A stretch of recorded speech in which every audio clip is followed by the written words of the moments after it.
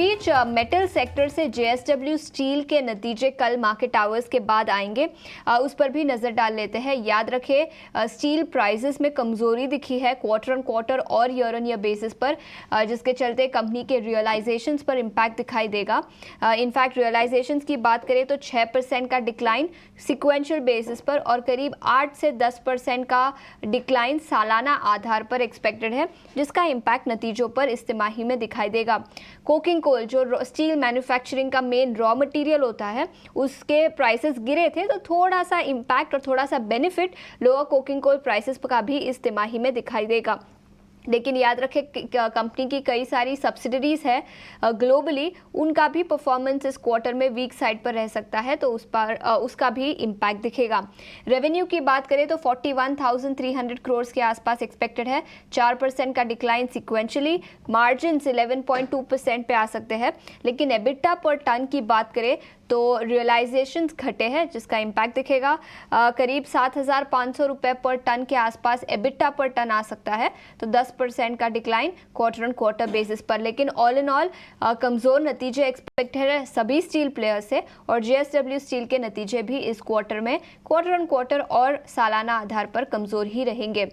लक्ष्मीकांत जी, आपसे पूछना चाहूंगी, नतीजे तो कल आएंगे मार्केट आवर्स के बाद, जिसका इम्पैक्ट सोमवार को दिखेगा, लेकिन ट्रेडिंग के लिहाज से चार्ट्स पर देखें तो जेएसडब्ल्यू स्टील पर आपकी क्या राय होगी? देखिए, चार्ट्स पे भी स्टॉक थोड़ा वीक नजर आ रहा है। इसमें प्रॉफिट बुकिंग देखने को मिला है हमें 2 से 3 दिनों का। अगर हम स्ट्रक्चर अगर देखें, back to back lower top lower bottom के फॉर्मेशन बनते हुए नजर आ रहे हैं। आज हालांकि इसने जो इसका प्रायर स्विंग लो था 950 के आसपास, उसी के थोड़ा सा ऊपर ही ट्रेड कर रहा है, बट ओवरऑल वीकनेस बना हुआ है। मुझे लगता है कि अगर 940 के नीचे अगर ये कोई भी डिसाइसिव मूव देता है तो हमें और प्रेशर देखने को मिल सकता है। रेजिस्टेंस जो दिखाई दे रहे हैं वो दिखाई दे रहे हैं 975 से 980 के लेवल के आसपास, और जब तक ये नीचे ट्रेड करता है तब तक इसमें सेलिंग प्रेशर बना रहेगा। स्टील पर यह व्यू है। मेटल सेक्टर से हिंडाल्को, इस स्टॉक पर नजर डालते हैं। स्टॉक में भारी 5 से 6% की गिरावट आज के ट्रेडिंग सेशन में दिखी है। याद रखें पेरिस की एक ग्लोबल एल्यूमिनियम कंपनी है जिसने अपने नतीजे पेश किए थे, और नतीजों के बाद उनका नजरिया दिया डिमांड एनवायरनमेंट को लेकर, जो काफ़ी कमज़ोर था, जिसका इम्पैक्ट नोवेलिस पर दिखाई दे सकता है। याद रखें नोवेलिस हिंडाल्को की होल्ली ओन सब्सिडरी है, यूएस बेस अमेरिका की कंपनी है, और इस पेरिस बेस्ड कंपनी का मानना है कि एरोस्पेस डिमांड कम होती हुई नजर आ रही है। इसी के साथ ऑटोमोटिव सेक्टर के डिमांड की बात करें तो नॉर्थ अमेरिका रीजन और यूरोपियन रीजन में डिमांड कमज़ोर है।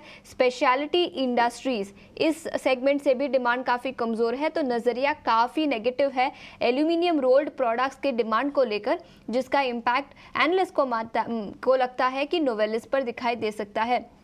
याद रखें नोवेलिस की बात करें तो करीब 18 से 20% उनका रेवेन्यू ऑटो सेगमेंट से आता है। इसी के साथ एरोस्पेस से करीब 2% रेवेन्यू आता है, और कुछ और सेगमेंट्स की बात करें तो ऑटोमोटिव और स्पेशलिटी सेगमेंट से भी करीब 23% रेवेन्यू आता है, जिसके चलते इस तरह का इम्पैक्ट स्टॉक पर दिखा है। हिंडाल्को करीब 5 से 6% की गिरावट के साथ कारोबार कर रहा है। राजेश, आपसे पूछना चाहूंगी, चार्ट्स पर आपका क्या नजरिया रहेगा हिंडाल्को पर? इन लेवल्स पर मुनाफा बुक करने की सलाह रहेगी या फ्रेश पोजीशंस खरीदे जा सकते हैं? देखिए, हिंडाल्को एक one of the top performers था मेटल पैक में से, एंड खबरों के चलते हुए आज ये सेल ऑफ हमें देखने को मिल रहा है। अभी डेफिनेटली मूड माहौल जो है थोड़ा सा खराब हुआ है, एंड आने वाले सेशंस में ये करेक्शन जो है वो फर्दर हमें देखने को मिल सकता है। जो नेक्स्ट सपोर्ट आ रहा है वो है अराउंड 660 650 के रेंज में, जहाँ पे प्रीवियसली स्टॉक प्राइसेस ने सपोर्ट लेके बाउंस किया था। और यहाँ पे अगर हम देखें तो 200 डीए में है, तो कहीं ना कहीं 660 650 के रेंज में आता है, तो वहां का वेट करना चाहिए फ्रेश पोजीशंस के लिए। अभी थोड़ा सा सेंटिमेंट्स थोड़े से डाउन है, तो अभी इन लेवल्स पे थोड़ा सा वेट एंड वॉच करने की राय होगी।